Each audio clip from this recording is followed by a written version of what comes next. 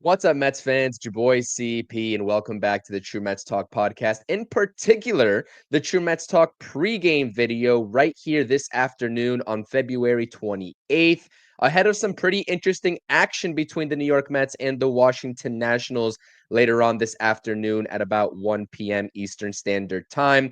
We're discussing some notes and things to watch out for from the Mets' perspective during today's action. Before we fully get into this video, please do smash those thumbs up buttons as usual. If you enjoy all the content that's been pouring out on the channel almost daily, make sure to subscribe if you haven't done so already and drop your thoughts and opinions down below. I so wish that I was able to do a post-game show because the lineup and the pitching for the New York Mets in particular for this game is going to be so very interesting. I'll be tuned into the game.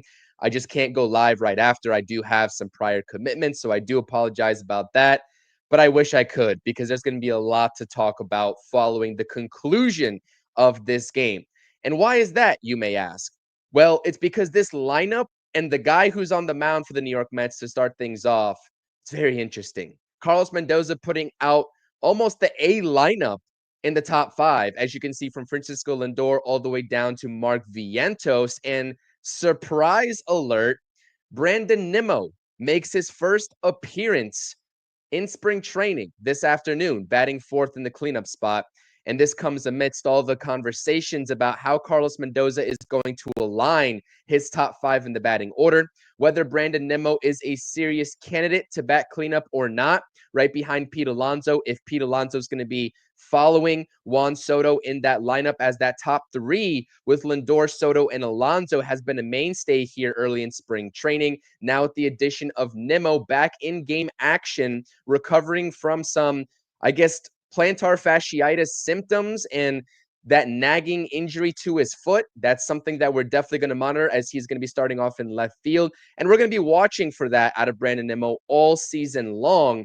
But this is pretty much the premier top five of what you're going to get this season, at least in my mind, if Juan Soto is batting second. Now, there are multiple adjustments you can make. If Lindor and Soto are solidly your 1 and 2, you can have Brandon Nimmo batting 5 and swap him out with Mark Vientos. That stacks two righties back to back between Alonso and Vientos. And I don't think they're going to do that. I really do think that when it's all said and done, come opening day on March 27th, this is going to be your top five. And Mendoza was very adamant about discussing this yesterday and getting the lefty behind Pete Alonso before going to the other righty and Mark Vientos. So clearly he values the left right combination, particularly in the top five. And we can assume for the rest of the lineup and in the rest of the lineup, when it gets to that time, whether to play Jesse Winker or Starling Marte, etc. I usually don't like playing matchups, but it seems like that one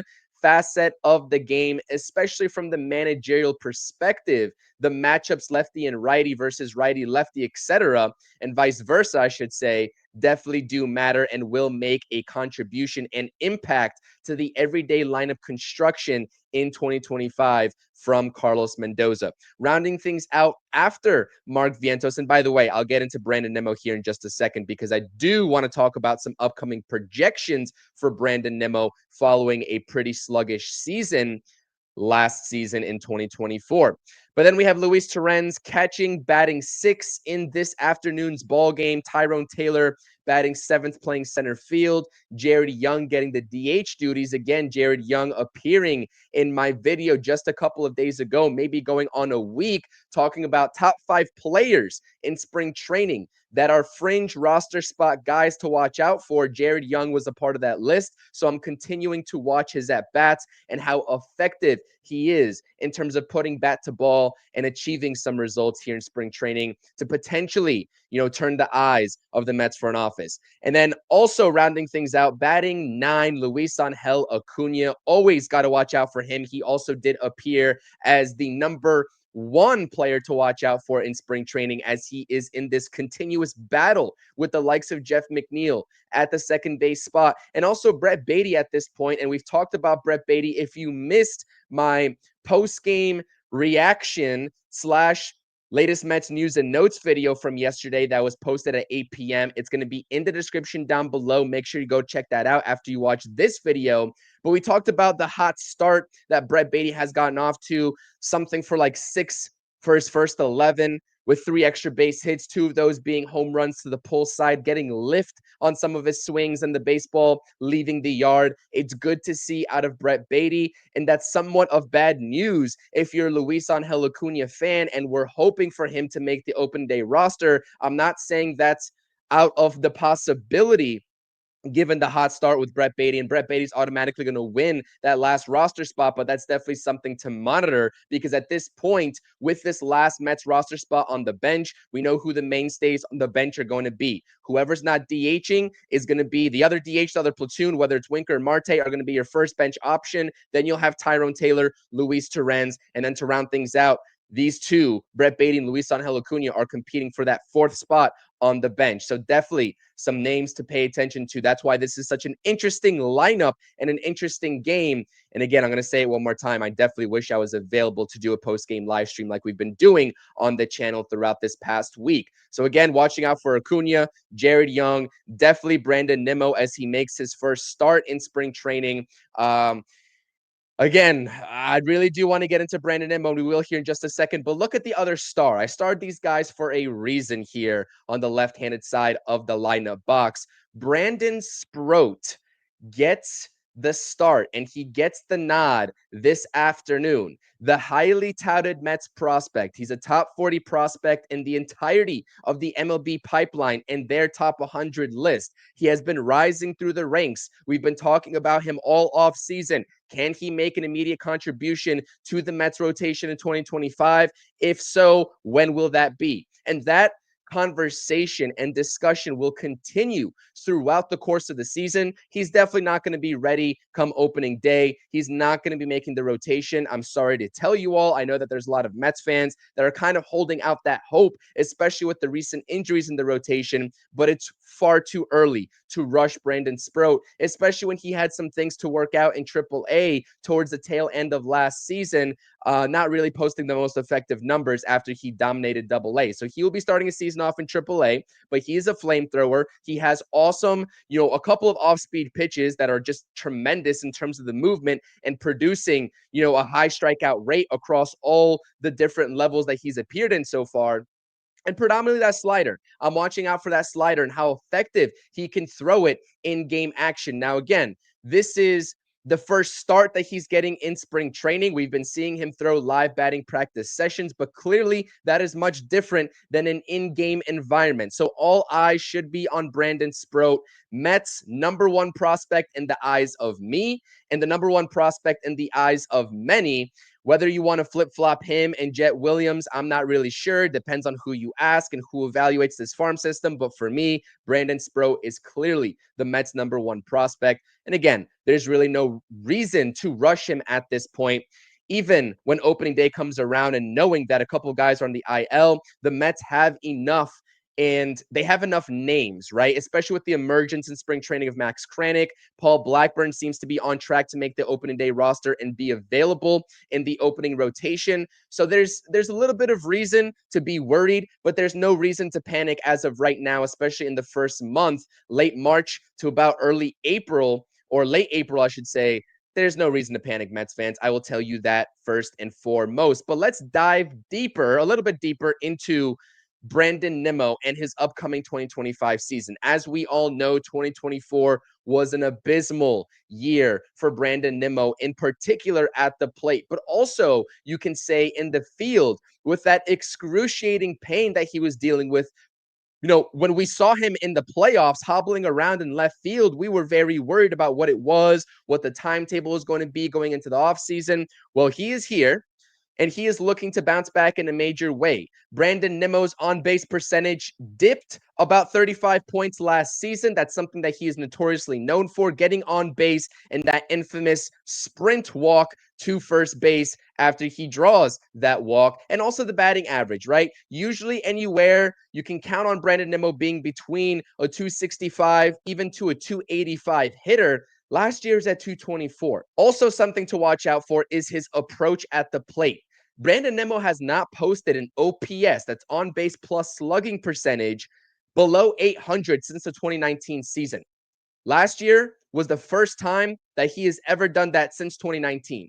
So that is what I'm watching out for in terms of his approach, his home run power. Is he going to revert back to that 23 to 25 home run player potential, or is he going to kind of tone it down a little bit, focus on more contact, take the home runs when it comes to him, and prioritize gap to gap power, maybe more so increasing the double rate, especially if he's going to be batting cleanup in this order. That's something to definitely monitor out of Brandon Nimmo as we approach this season. But first and foremost is the health of that foot.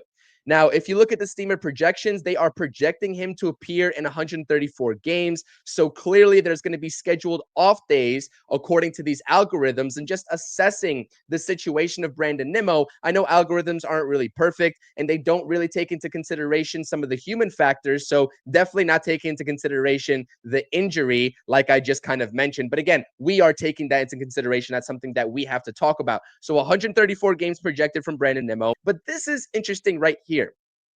They are assessing him, going back down and kind of reducing that home run power potential to sub 20 at 18, which is fine. Again, if all the other numbers shake out back to what they were for Brandon Nimmo, I'll take 18 home runs all day long. But if we are talking about Brandon Nimmo as being this guy that goes back into the middle of the lineup when he struggled in doing so when the Mets made the swap with him and Lindor in the batting order, if he's going to be batting regularly in the top five, which we can all assume he will be, I think that there is a valid reason as to maybe seeing a lineup with him batting two. But I think by and large, he's either going to be batting fourth or fifth.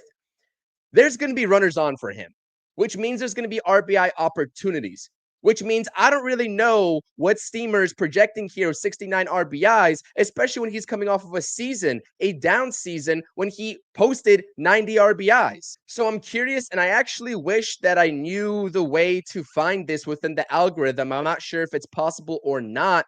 When they are making these projections, I wish I knew where they have him slotted in at in the batting order, because that is going to directly affect some of these numbers, in particular the RBIs. Now, RBIs aren't the end all be all, but again, if you are batting fourth or fifth with the guys ahead of you, presumably getting on base at a high clip, those opportunities are going to be there more often than not. And 69 RBIs is completely underselling him if he is going to be that cleanup hitter for the New York Mets. So that's something that I'm definitely watching out for. And also, clearly, with these projections, again, projections at the end of the day, and that's all they are, a 762 OPS, which is still a little bit subpar for me, especially if we're talking about a middle of the order type of bat. Yes, that's better than what he posted last season, but not quite up to those 800 and above standards that Brandon Nimmo has set pretty much throughout the entirety of his career, particularly after the 2020 season. So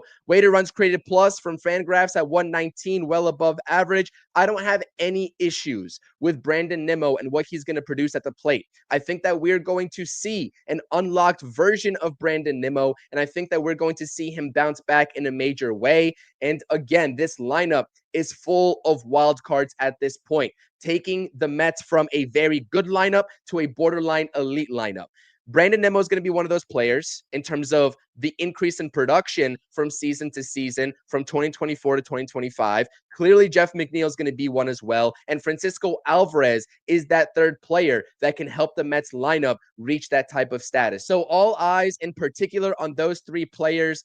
Brandon Nimmo, he's due for a really good season. I'm excited to see what he's going to provide.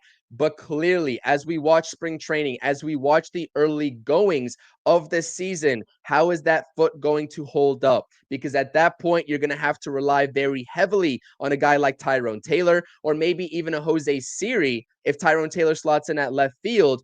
Or the Mets can go ahead and call up a prospect and a guy like Drew Gilbert if they deem him ready. So very excited to watch this game. Mets versus Nationals, 1 p.m. Eastern Standard Time. Again, Mets fans, this is the True Mets Talk pregame notes video, not a live stream, but a video. Hopefully you all enjoyed the discussion. Smash those thumbs up buttons, subscribe to the channel as always, and drop your thoughts and opinions down below. Let's go Mets. Peace.